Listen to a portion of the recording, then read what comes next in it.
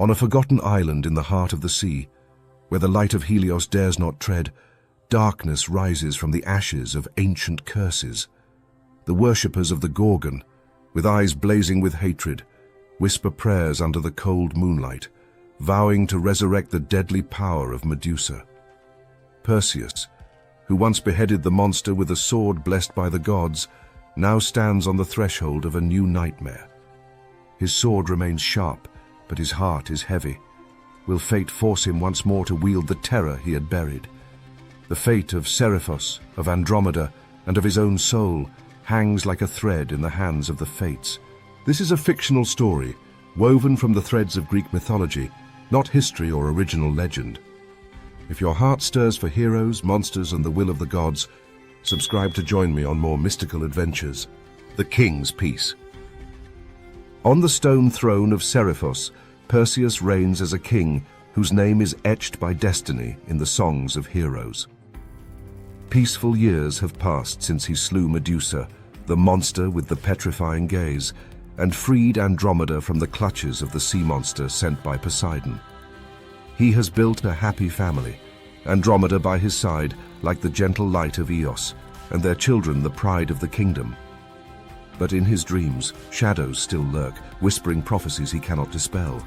Far from the eyes of men, amidst the dense fog covering a desolate island, the Gorgon Cult silently grows. They are survivors through time, devotees who worship Medusa as the goddess of darkness and protection. Leading them is Eurybia, a priestess with hair as long and black as the river Styx and eyes as cold as obsidian. Born from curses and pain, Eurybia vows to avenge the death of Medusa, whom she considers her spiritual mother. In her hands is ancient magic, passed down from the drops of the Gorgon's blood, powerful enough to stir both earth and sky.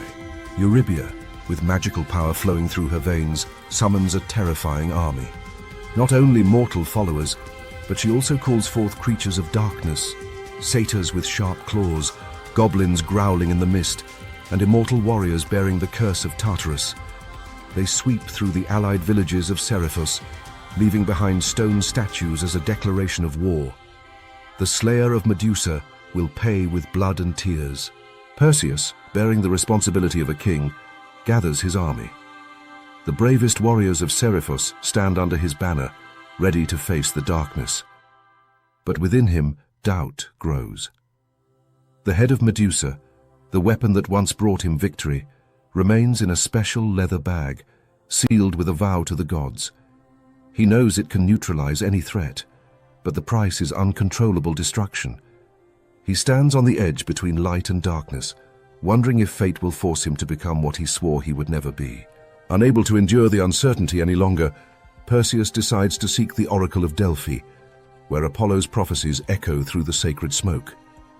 After a perilous journey through treacherous mountains and dense forests, he kneels before the priestess, her misty eyes seeing through his soul. With a voice as deep as waves crashing against the shore, she declares, "The descendant of the serpent will determine fate. Only the gaze of truth will extinguish the flame of hatred." Perseus leaves the temple, his mind in turmoil. Who is the descendant of the serpent? Is this prophecy a light or a shadow guiding him? Returning to Sarapos, he orders the defenses strengthened, but fate does not wait. On a moonless night, as darkness envelops the palace, the Gorgon followers infiltrate through secret passages. They abduct Andromeda, leaving a message carved in stone. "Come to our island, or she will turn to stone under Medusa's gaze." Perseus roars in pain and fury, his heart torn apart. He embraces his children, promising to bring their mother back, then leads his army onto the warships, heading towards the enemy's island.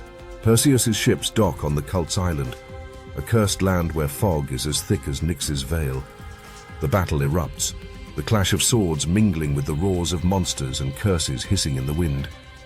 Perseus's army fights bravely, but Eurybia's forces, empowered by magic, gradually overpower them. Warriors fall, blood soaks the dark earth, and Perseus feels the breath of defeat.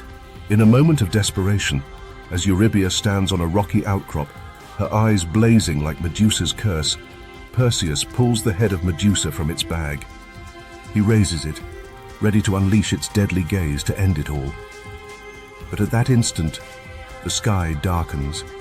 A fierce storm sweeps across the battlefield, and from the swirling waters, Poseidon, god of the sea and Perseus's father, appears in majestic form. His trident gleams like Zeus's lightning, and his voice resounds like the roar of waves. "Stop, you who bear divine blood and you blind mortals. The truth hidden by the fates must now be revealed." Perseus, his hand trembling as he grips Medusa's head, stands stunned. Eurybia, her eyes burning with hatred, also halts, astonished by the god's appearance. Poseidon steps forward, his eyes as deep as the ocean, and declares, "Eurybia, leader of the Gorgon followers, is not merely Medusa's servant. She is the daughter of Medusa and me, born from the last drop of the Gorgon's blood when Perseus beheaded her mother. O Perseus, my son, the enemy you face is your sister, sharing the blood of the sea and darkness." Time seems to stand still. The battlefield falls silent, only the wind whistling through the black rocks. Perseus looks at Eurybia, his eyes filled with shock and pain. Medusa's head slips from his hand, falling to the ground with a dull thud. Eurybia, her eyes wide, staggers back, refusing to believe Poseidon's words. But the god waves his trident, and an image from the past appears in the mist. Medusa, in her final moments, cradling a newborn child born from her blood, her eyes unusually gentle before they close forever. The battle dissolves like mist before the sun. The Gorgon followers, witnessing the reconciliation between Perseus and Eurybia, lay down their arms, submitting to Poseidon's will. Lysander steps forward from the crowd, bows before Perseus and offers, "Let us make amends.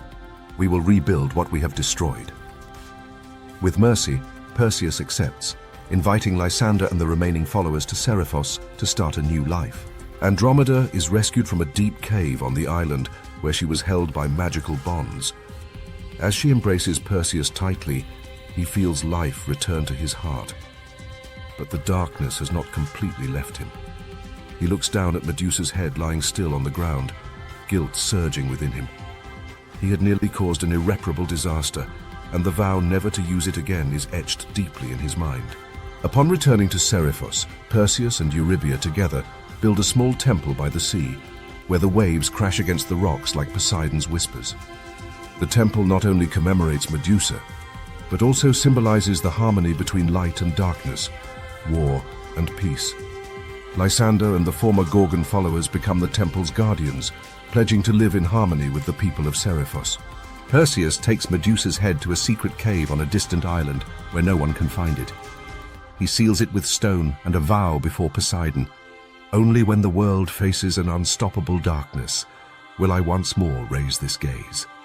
Returning to Andromeda and their children, he finds the peace he has traded his life to achieve. The story closes with Perseus standing on a cliff, gazing out at the endless ocean. The wind blows through his hair, carrying the song of the Nereids. He knows that though the gods weave fate, mortals still have the choice in how they face it. And he has chosen mercy over hatred, responsibility over power. Thank you for accompanying this fictional tale. What do you think of Perseus and Eurybia's journey? Did the moment they recognized each other touch your heart? Please share your thoughts or suggestions to make the story even better.